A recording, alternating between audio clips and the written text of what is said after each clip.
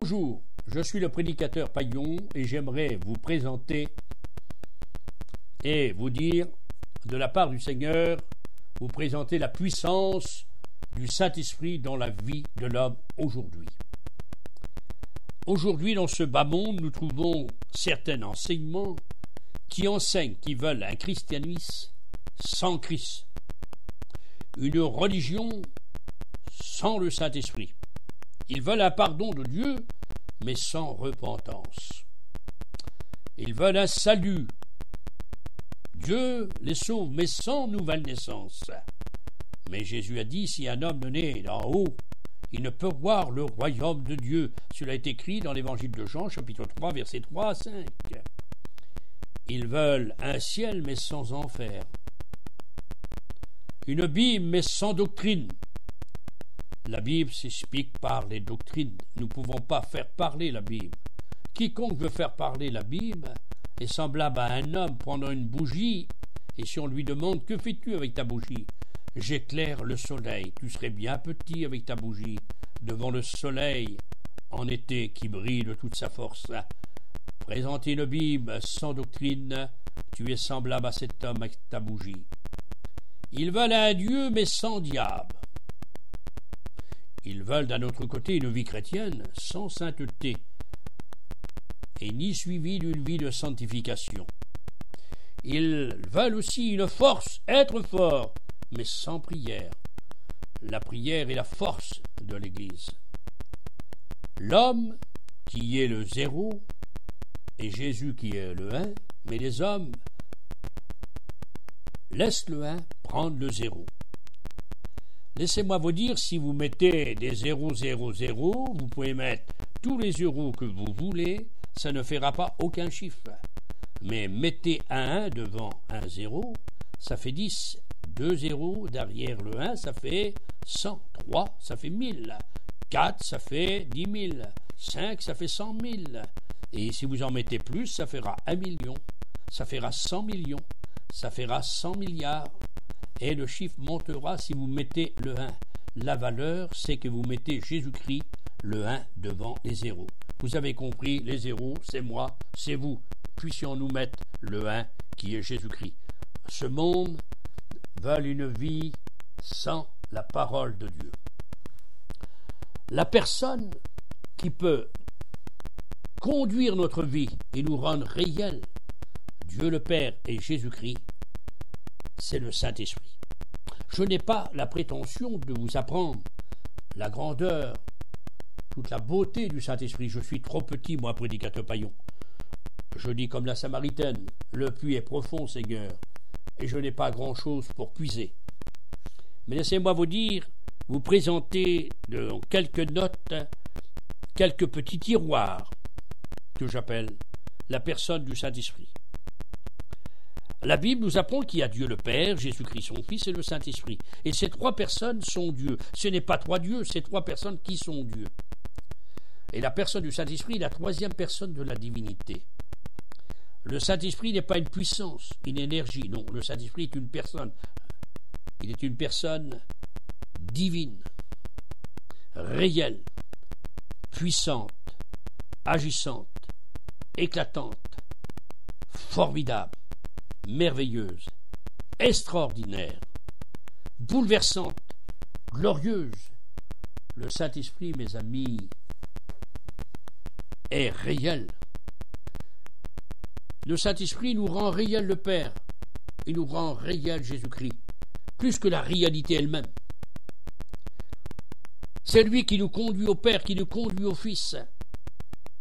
Il ne peut pas se faire de travail s'il n'y a pas la puissance du Saint-Esprit. Aujourd'hui, dans ce monde, nous parlons de puissance, les puissances des hommes. Il y a des bonnes puissances, il y a des mauvaises puissances, mais tout n'est pas bien. Et surtout, il y a la puissance des ténèbres qui agit dans ce bas monde.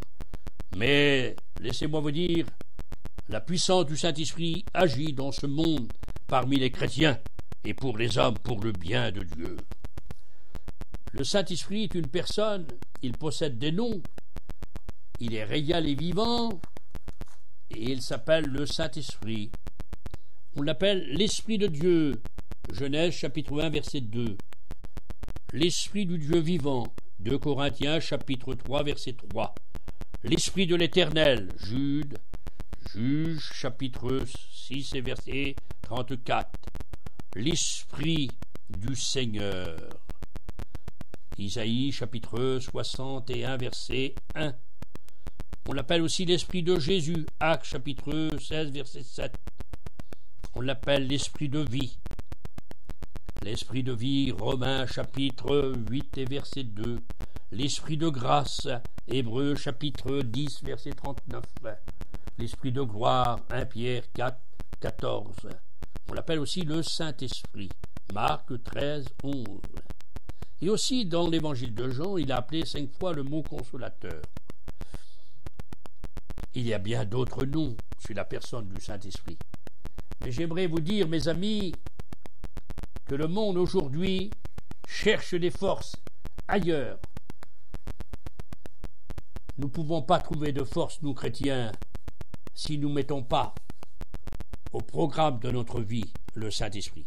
Jésus a dit dans les Actes des Apôtres, chapitre 1 et verset 8, « Vous recevrez de la force, de la puissance que vous donnera le Saint-Esprit. » Le chrétien aujourd'hui a un immense besoin, plus besoin de force et de courage pour témoigner pour son Dieu, parce qu'il a un travail à faire.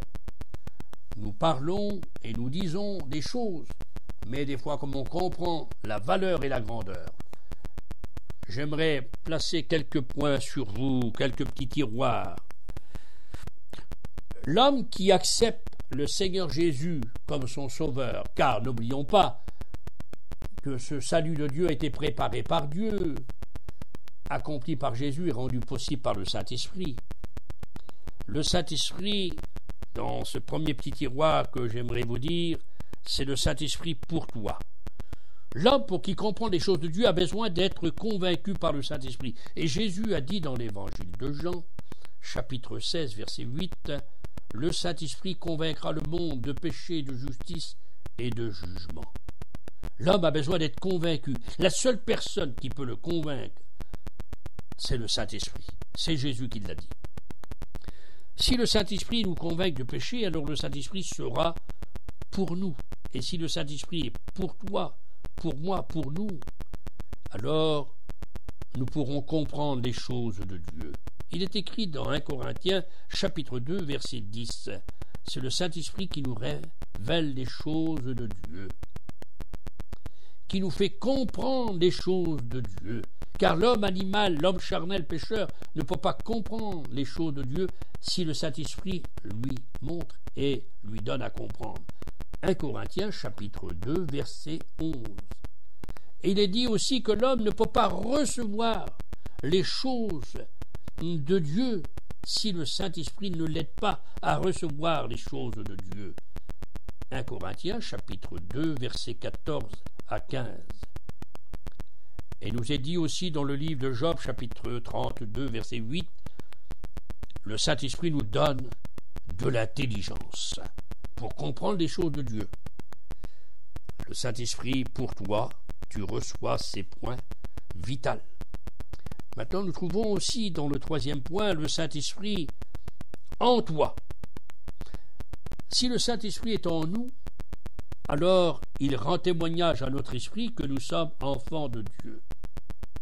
Et cela est écrit dans Romains, chapitre 9, verset 17. Le Saint-Esprit rend témoignage à notre esprit que nous sommes enfants de Dieu. Il faut comprendre que Jésus a dit dans l'Évangile de Jean, chapitre 14, verset 17, « Le Saint-Esprit demeurera avec vous éternellement. » Que le Seigneur fasse que le Saint-Esprit soit et fait sa demeure en nous. Ça, c'est d'être sauvé.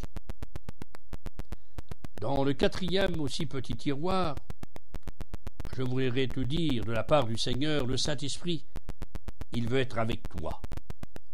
Si le Saint-Esprit est avec toi, c'est une communion véritable. Jésus a dit dans l'Évangile de Jean, chapitre 14, versets 16 à 17, Il est dit que le Saint-Esprit, 18, il sera avec vous. Il est non seulement en nous, mais il est avec nous. Et s'il est avec nous, alors un travail réel, un travail spirituel, concret, un travail fini, un travail biblique se fera. Que ça soit réel pour nous, le Saint-Esprit avec nous, avec toi, avec moi. Cela fera de nous des travailleurs pour Dieu, véritables. Je te dirai aussi, de la part du Seigneur, dans le 5e petit tiroir, le Saint-Esprit devant toi. Cela présente une direction. Jésus a dit, dans l'évangile de Jean, chapitre 16, verset 13, que le Saint-Esprit, le Consolateur, nous conduira dans toute la vérité. L'homme, c'est vrai, il regarde à gauche, à droite. Et souvent, parce qu'il regarde à gauche, à droite, il ne voit pas toujours les choses droites. Dieu a fait les choses droites, mais les hommes cherchent beaucoup de détours, dit la Bible. Veux-tu marcher sur le chemin de Dieu, le chemin droit? Laisse le Saint-Esprit qu'il te mène, qu'il te conduit. N'oublie pas que les brebis ne sont pas devant le berger, les brebis sont derrière le berger, ils suivent le berger. Et si le Saint-Esprit est devant toi, alors il te conduira derrière Jésus, il te rendra réel le divin berger qui est Jésus-Christ. Laisse le Saint-Esprit mener ta vie, conduire ta vie, puisqu'il nous conduit dans toute la vérité. La vérité, c'est Jésus qui l'a dit dans l'évangile de Jean, et il le dit 25 fois, en vérité, en vérité. Jésus n'a pas la vérité, il est la vérité. Le Saint-Esprit est la vérité, et il nous conduit dans toute la vérité. Alors si le Saint-Esprit est devant toi, quelque chose de formidable se fera, un travail concret et véritable. Dans le 6e petit tiroir, nous trouvons aussi que le Saint-Esprit, il est autour de toi. Si il est autour de toi comme une protection, on entoure une ville d'un mur, comme la ville de Jérusalem, on entoure sa maison aussi d'un mur, c'est la protection. La nuée des enfants d'Israël, la Tchikina, les menait, les conduisait, elle était derrière, devant, mais elle était autour d'eux. Selon Exode, chapitre 13, verset 21, elle était derrière eux. Exode, chapitre 13, verset 19 à 20. Oui, entouré par l'Esprit de Dieu.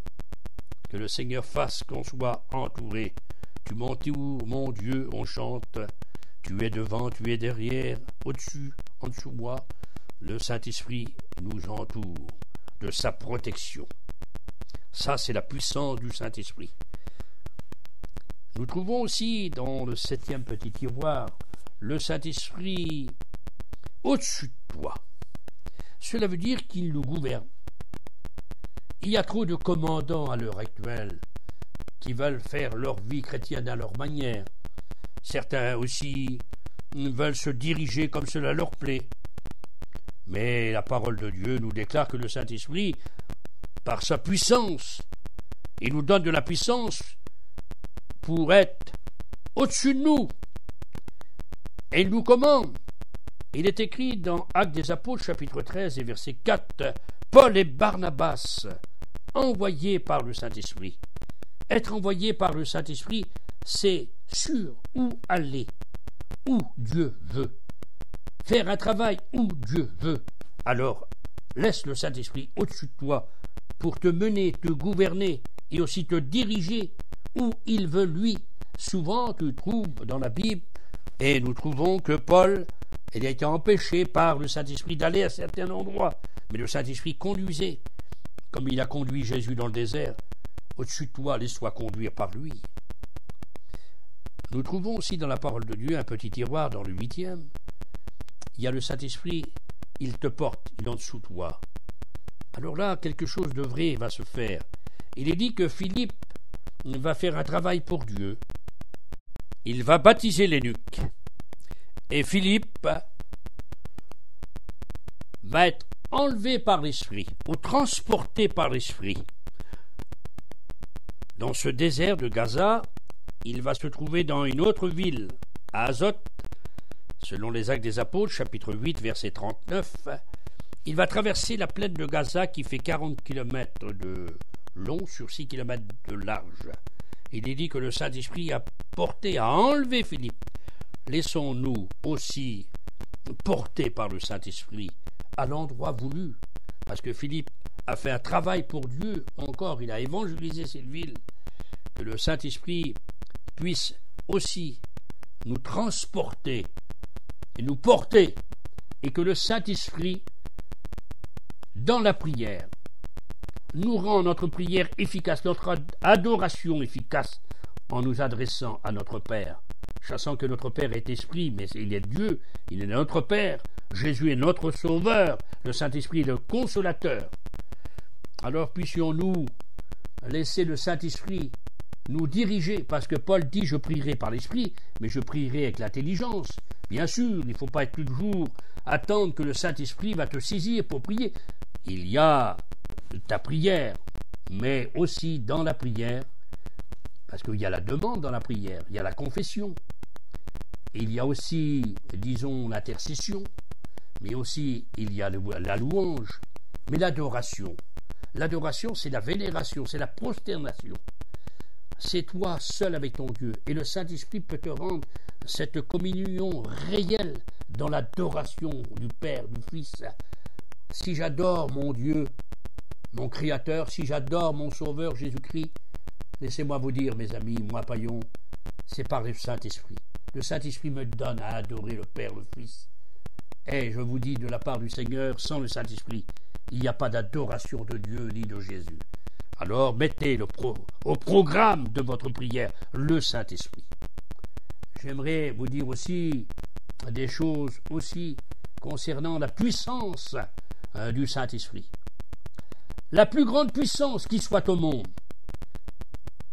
que le chrétien et l'Église possèdent, les prédicateurs ont besoin, aujourd'hui, c'est la puissance du Saint-Esprit. Les hommes parlent de puissance plus que jamais. Dans le monde, il y a la puissance des hommes. On dit les superpuissants. C'est vrai qu'il y a des puissances bonnes et mauvaises dans le monde. Mais aussi il y a des puissances mauvaises, comme la puissance du diable. Mais la Bible nous apprend qu'il y a la puissance de Dieu. L'Évangile est une puissance de Dieu. Le Saint-Esprit nous donne de la puissance. C'est écrit dans Actes chapitre 1, verset 8. Jésus a dit, le Saint-Esprit vous donnera de la puissance, et vous serez mes témoins. Qui veut être témoin? Laissez le Saint-Esprit vous donner de la puissance pour être un véritable témoin. Un témoin qui témoigne de son Dieu, qui dit à un homme, t'es pécheur, t'as besoin de Dieu. De dire à une femme, repens-toi, donne-toi à Dieu. Oui, le Saint-Esprit peut le faire par toi, en travers toi. Laisse l'Esprit de Dieu te donner de la puissance. Aujourd'hui, nous avons un immense besoin de la puissance véritable. Le chrétien doit réaliser cette présence du Saint-Esprit, cette puissance de l'Esprit de Dieu en lui, pour aller de l'avant, pour faire quelque chose pour son Dieu. Si nous voulons gagner des hommes, si nous voulons gagner des femmes, à Dieu, des pécheurs, il nous faut laisser le Saint-Esprit donner de la force à nous, dans nos cœurs, dans nos vies, afin d'être des véritables instruments du Seigneur. L'Esprit de Dieu est pour nous et pour l'enfant de Dieu une force. On trouve dans la parole de Dieu que le Saint-Esprit arme les chrétiens. Disons, vous savez, j'aimerais vous dire que tout chrétien qui a reçu Jésus-Christ, mais qui a passé par la foi, la repentance et la conversion, qu'il a dit oui à Dieu, qu'il a fait sa part, alors il reçoit la part de Dieu. Et la part de Dieu, on l'a dit tout à l'heure, on peut la comprendre que par le Saint-Esprit. La part de Dieu, c'est un acte créateur de Dieu en nous. C'est le divin qui vient dans l'humain. C'est l'acte créateur de Dieu en nous. C'est une révolution spirituelle. C'est un cœur de pierre ôté et un cœur de chair nous est donné, capable d'aimer Dieu, capable de travailler pour Dieu. Et tout enfant de Dieu, pour être enfant de Dieu, a l'Esprit de Dieu en lui, sans être baptisé du Saint-Esprit. Le baptême du Saint-Esprit est après notre salut. Tout chrétien qui a le salut de Dieu, l'Église de Jésus-Christ possède le Saint-Esprit pour être enfant de Dieu. Ensuite vient le baptême du Saint-Esprit. Et c'est Jésus qui baptise du Saint-Esprit. Et nous sommes remplis du Saint-Esprit. Actes chapitre 2. Mais nous trouvons aussi que le Saint-Esprit nous donne les dons spirituels. Et les dons spirituels sont donnés par l'Esprit Saint. Les 9 dons spirituels sont donnés à l'Église comme des armes. Et à chacun de nous, par l'Esprit de Dieu, dans 1 Corinthiens chapitre 12, il est dit que le Saint-Esprit donne les dons à chacun, en particulier comme il veut, selon sa volonté. Nous, les serviteurs de Dieu, j'aimerais vous dire, nous devons prêcher plus que jamais aujourd'hui la puissance du Saint-Esprit. Le chrétien devrait témoigner plus que jamais de dire la puissance de Dieu peut agir puissamment sur le peuple de Dieu. Car la puissance de Dieu, la puissance du Saint-Esprit, mes amis, est quelque chose de vital, de primordial, quelque chose de grandiose, de véritable. Dans la vie, dans cette croissance, de ce développement de l'Église, s'il n'y a pas le Saint-Esprit, il ne peut pas avoir de développement, de croissance dans l'Église. Sur la terre aujourd'hui, des hommes apportent, disons, des révélations qu'ils disent, mais laissez-moi vous dire, laissez-vous guider, comme a dit Jésus, par le Saint-Esprit dans toute la vérité. Lui nous fera rappeler les choses qu'il a dit. Et il demeure avec nous éternellement, a dit le Christ. Dieu, dans son amour, le Père, nous donne son amour. Amen. Et l'amour de Dieu, elle est présentée dans l'évangile de Jean, chapitre 3 et verset 16. Jésus-Christ est le centre de l'amour. L'amour de Christ qui a donné sa vie. C'est lui qui a accompli le salut. Car le salut, Dieu l'a préparé. Jésus, le Sauveur, l'a accompli. Le Saint-Esprit le rend possible. La Bible, Dieu est non l'auteur, Jésus le centre, le Saint-Esprit la rend vivante. Ne touchez pas une des 3 personnes divines, mes amis. Prenez les 3 personnes. Les 3 personnes divines ne sont pas, disons, 3 dieux. Non, c'est 3 personnes qui sont Dieu, qui ont la même nature. Mais le Père est une personne, le Fils en est une autre, et le Saint-Esprit en est encore une autre. Et ces 3 personnes sont divins au Dieu, au sens absolu. Et c'est pour ça que nous voulons vous dire, suivez Dieu, marchez au nom de Dieu, marchez avec Jésus et marchez par le Saint-Esprit. Si il n'y a pas de Saint-Esprit, alors il n'y aura pas d'Église. S'il n'y a pas le Saint-Esprit, il n'y aura pas de vie. S'il n'y a pas de Saint-Esprit, il n'y aura pas d'énergie, il n'y aura pas de puissance, de développement. Non. En retirant le Saint-Esprit de la Bible devient comme un roman. Mais si on met le Saint-Esprit et qu'on laisse la puissance du Saint-Esprit nous toucher, nous envahir, nous remplir, nous envelopper, nous diriger, laissez-moi vous dire, quelque chose de grand se fera. Mais si vous retirez le Saint-Esprit, la puissance qu'il veut vous donner, alors je peux vous dire, moi, Paillon, le prédicateur, vous pouvez brûler vos églises. Vous pouvez aussi brûler vos Bibles. Vous pouvez aussi brûler vos prédications, prédicateurs. Vous pouvez aussi brûler l'école biblique. Si vous retirez le Saint-Esprit. Mais si vous mettez le Saint-Esprit au programme de votre vie, alors laissez-moi vous dire, votre vie prendra un sens spirituel. Vous serez conduit par le divin. Alors, quelque chose de grandiose, de véritable, se fera au programme de votre vie par le Saint-Esprit. Car le Saint-Esprit, mes amis, nous remplit d'amour. Il est écrit dans 2 Timothée, chapitre 1, verset 7, que le Saint-Esprit nous remplit de force.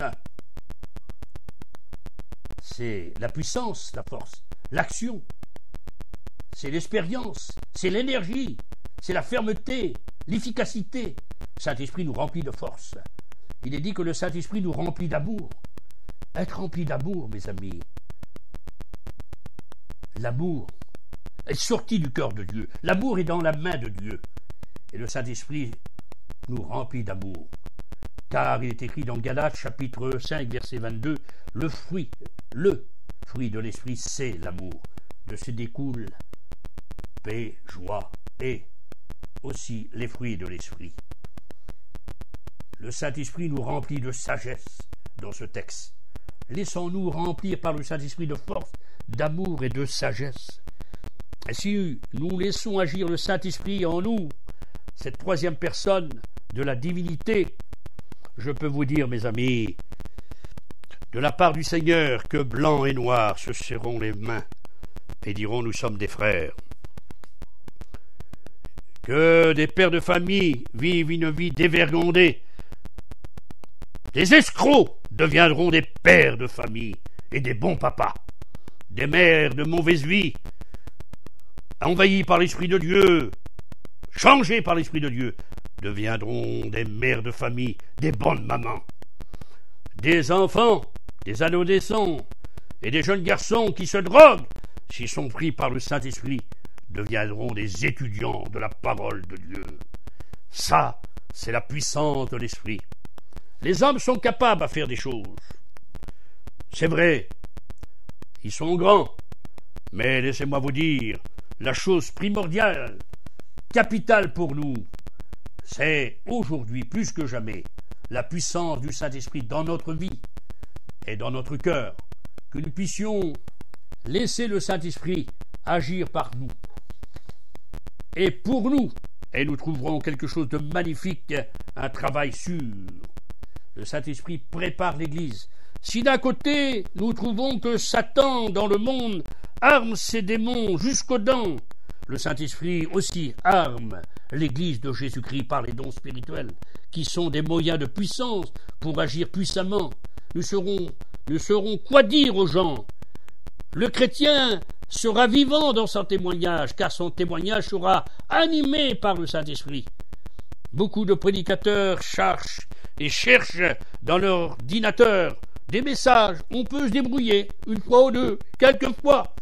Mais laissez-moi vous dire, amis prédicateurs aussi, si tu laisses le Saint-Esprit, alors lui te donnera des messages brûlants, vivants, qui touchent les cœurs, qui changent les vies, qui apportent satisfaction, bonheur, paix, et qui apportent Jésus-Christ, seul espoir des hommes, le Sauveur qui a donné sa vie. Et le Saint-Esprit peut nous rendre réel Jésus-Christ.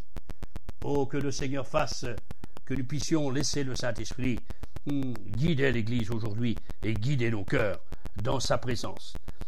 Ces quelques notes que je vous ai apportées de la part du Seigneur, je vous dis, le Saint-Esprit, avec Dieu le Père et Jésus son Fils, dans leur personnalité, c'est une pluralité de personnes.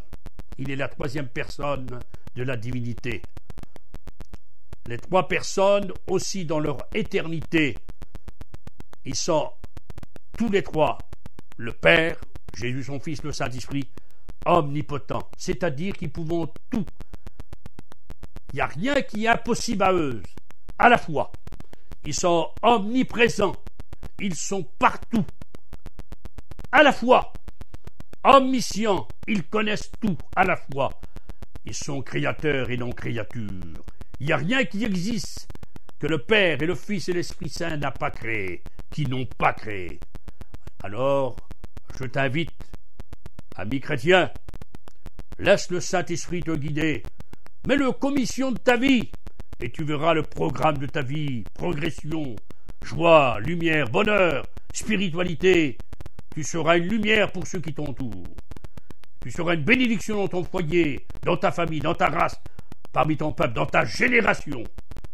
Et toi, pécheur qui m'écoute, jeune fille, jeune garçon, toi qui es plus âgé, laisse le Saint-Esprit te convaincre. Laisse le Saint-Esprit te faire comprendre les choses de Dieu. Laisse le Saint-Esprit te donner que tu puisses recevoir disons, les choses de Dieu.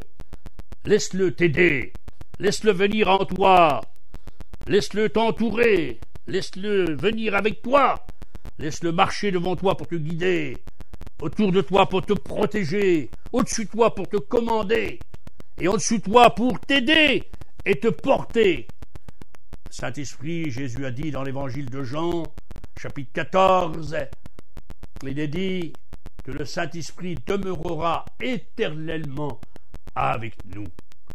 Que Dieu fasse, mes frères et sœurs et mes amis qui m'écoutaient, aujourd'hui, dans ce monde, on vit des temps mauvais, dangereux, où le péché surgit de toutes parts, où des millions d'hommes, des centaines de millions d'hommes et de femmes vivent à l'école de la haine, l'école de la faiblesse, à l'école de Satan. Mais il y a des millions, des centaines de millions d'hommes et de femmes, de chrétiens et chrétiennes, de serviteurs de Dieu, de jeunes et de vieux, qui sont à l'école du Saint-Esprit, à l'école de Dieu, et qui vivent par la puissance du Saint-Esprit, dans l'adoration, pour marcher avec Dieu, pour travailler avec Dieu, chassant que le Seigneur est réel dans notre vie. Que le Saint-Esprit nous aide plus que jamais. Aujourd'hui, il veut bien le faire, puisqu'il est éternellement le même, avec Dieu le Père et Jésus, le Fils du Père. Soyons aussi des authentiques chrétiens. Si nous voulons être des authentiques croyants et chrétiens, vivons la puissance du Saint-Esprit jusqu'au retour de Jésus-Christ. Et nous partirons, et là, laissez-moi vous dire que les morts en Christ même vont ressusciter par le Saint-Esprit dans Romains chapitre 8. Et nous, les vivants changés, nous irons à la rencontre du Seigneur. Mais en attendant le Seigneur qui revient bientôt, puissions-nous faire un bon travail pour le Seigneur, et par lui, et pour lui. Mais cela peut se faire si on met à la commission de notre vie le Saint-Esprit. Que Dieu vous bénisse par ces quelques mots de la personne du Saint-Esprit qui donne de la puissance à la vie de l'homme. Il est écrit, ton Dieu ordonne que tu sois puissant. Tu veux être puissant? Laisse le Saint-Esprit te donner de la puissance. Actes chapitre 1, verset 8, c'est Jésus qui l'a dit. Amen.